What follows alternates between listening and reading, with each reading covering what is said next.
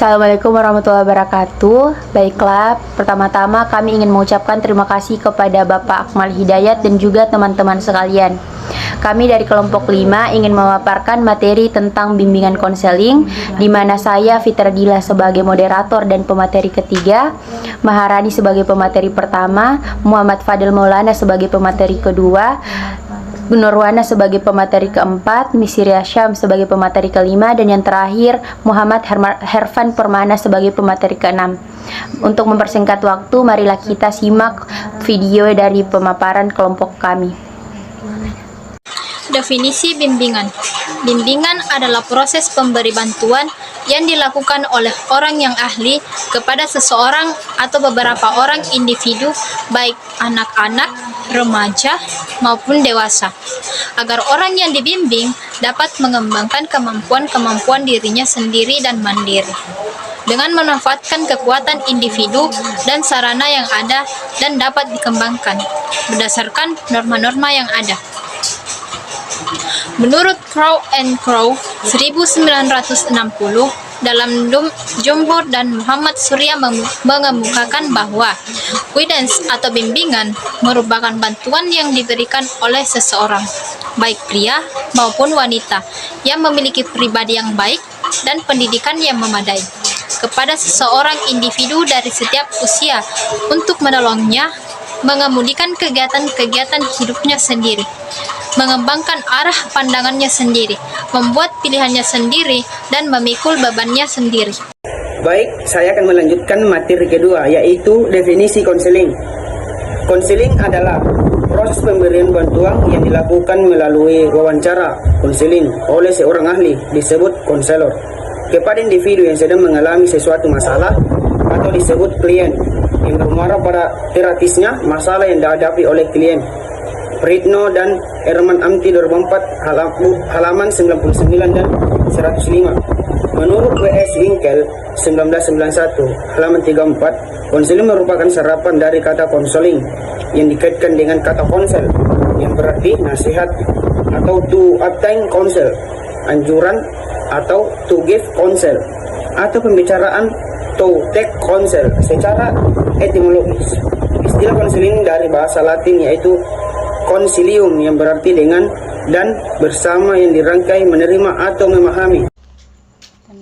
Bimbingan konseling merupakan unit yang seharusnya ada di setiap lembaga pendidikan mulai dari tingkatan TK sampai PT, karena upaya mengantarkan peserta didik menjadi manusia seutuhnya. Ulangi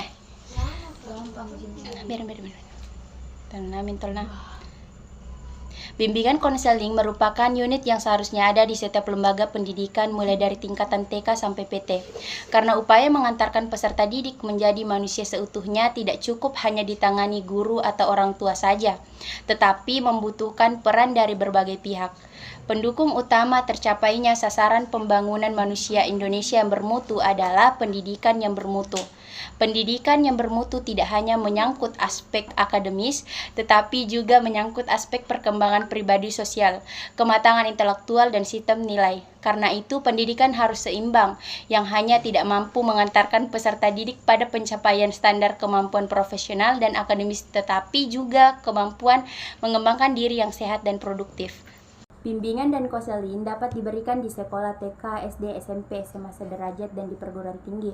Proses konseling harus terdapat pada suatu lembaga pendidikan karena setiap peserta didik pasti memiliki masalah yang dihadapinya, sehingga peserta didik dapat mengatasi hambatan terhadap dirinya. Dengan demikian, setiap individu akan menghadapi berbagai masalah seperti masalah penyelesaian diri, masalah pendidikan, masalah sosial, masalah keluarga, dan masalah pribadi. Dalam hal tersebut, sekolah harus mampu membantu murid-muridnya dalam menyelesaikan masalah-masalah yang dihadapi. Bimbingan adalah proses bantuan terhadap individu untuk mencapai pemahaman diri dan pengarahan diri guna menyesuaikan diri terhadap lingkungan, sekolah, keluarga, dan masyarakat. Fungsi bimbingan konseling. 1. Fungsi pencegahan atau preventif. Dalam dunia Kesehatan mental, pencegahan didefinisikan sebagai upaya mempengaruhi dengan cara yang positif dan bijaksana. Lingkungan yang dapat menimbulkan kesulitan atau kerugian itu benar-benar terjadi. 2. Fungsi pemahaman. Fungsi pemahamannya dimaksud yaitu bimbingan dan konseling yang akan menghasilkan pemahaman tentang sesuatu oleh pihak-pihak tertentu dengan keperluan pengembangan siswa seperti pemahaman tentang diri siswa, pemahaman tentang lingkungan siswa, pemahaman tentang lingkungan yang lebih luas. 3. Fungsi penyaluran. Dalam fungsi penyaluran, siswa dibimbing agar mendapatkan kesempatan penyaluran kepribadian, bakat, minat, hobi yang dimiliki sehingga dapat dikembangkan. Dalam fungsi ini, layanan yang dapat dibentuk misalnya menyusun program belajar, pengembangan bakat dan minat, serta pencegahan karirnya. 4. Fungsi penyelesaian. Dalam fungsi ini, layanan bimbingan adalah terciptanya penyelesaian antara siswa dan lingkungan.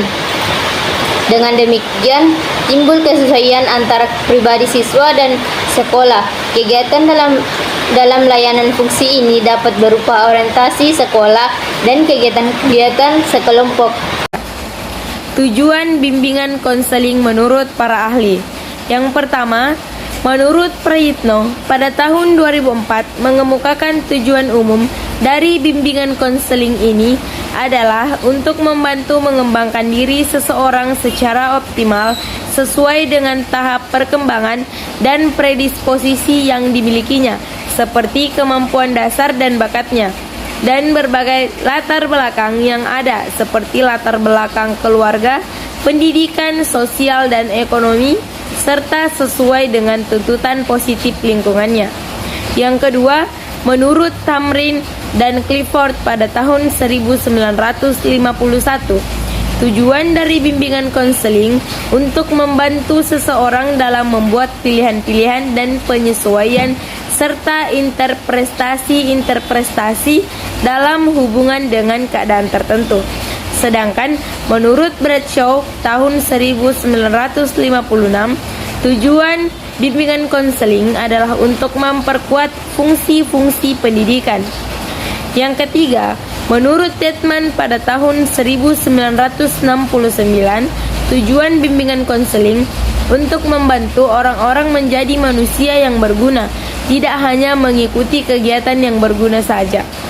Dan menurut Thompson dan Rudolph tahun 1983, tujuan konseling dapat dilihat dari klien yang sekedar mengikuti kemauan-kemauan konselor sampai pada masalah pengambilan keputusan, pengembangan kesadaran pribadi, penyembuhan dan penerimaan diri sendiri.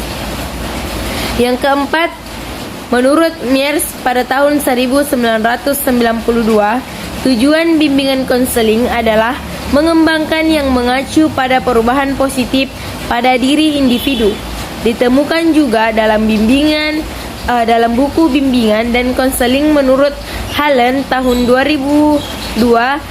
Ia mengatakan bimbingan konseling bertujuan agar peserta didik dapat menemukan dan mengenal dirinya dan mampu memecahkan masa depannya. Baik, saya akan melanjutkan materi ke-6. Prinsip-prinsip bimbingan konseling. 1. Bimbingan hendaknya didasarkan pada satu konsep yang benar tentang individu dan didasarkan atas pengakuan akan kemuliaan, kehormatan, serta individuan. 2. Bimbingan harus memperhitungkan tujuan murid baik dalam jangka pendek maupun jangka panjang. 3. Bimbingan berorientasi pada kooperasi dan bukan pada paksaan. Oleh karena itu, persiapan psikologis dan murid-murid hendaknya menentukan cara dan banyaknya bantuan yang diberikan kepada murid. 4. Bimbingan sangat menaruh perhatian pada usaha murid, sikap-sikapnya dan keinginan untuk berhasil. 2. Bimbingan adalah suatu proses yang berkesinambungan, oleh karena itu bimbingan yang efektif dimulai sejak murid memasuki sekolah sampai ia berhenti atau lulus dan mulai memasuki dunia pekerjaan. 6. Bimbingan terdiri atas serangkaian pelayanan suplementer yang didasarkan atas saling mempercayai dan pengertian bersama agar dapat memenuhi kebutuhan yang nyata dari murid. Bimbingan harus diorganisir sebagai usaha yang terintegrasi. Peranan guru dalam bimbingan dan konseling: 1. Membantu masyarakat pelayanan bimbingan dan konseling kepada siswa. 2. Membantu guru pembimbing atau konselor mengidentifikasi siswa-siswa yang memerlukan layanan bimbingan dan konseling serta pengumpulan data tentang siswa-siswa tersebut. 3. Mengalih tangankan siswa yang memerlukan pelayanan bimbingan dan konseling kepada guru pembimbing atau konselor. 4. Menerima siswa alih tangan dari guru pembimbing atau konselor, yaitu siswa yang menuntut guru pembimbing atau konselor memerlukan pelayanan pengajar atau latihan khusus seperti pengajaran atau latihan perbaikan program pengayaan. 5. Membantu pengembangan suasana kelas, hubungan guru-siswa dan hubungan siswa-siswa yang menunjukkan pelaksanaan pelayanan pembimbing dan konseling. 6. Memberikan kesempatan dan kemudahan kepada siswa yang memerlukan pelayanan atau kegiatan bimbingan dan konseling untuk mengikuti yang dimaksud itu. Sekian pemaparan dari kelompok kami, kurang lebihnya mohon dimaafkan. Wabillahi taufiq wal hidayah. Wassalamualaikum warahmatullahi wabarakatuh.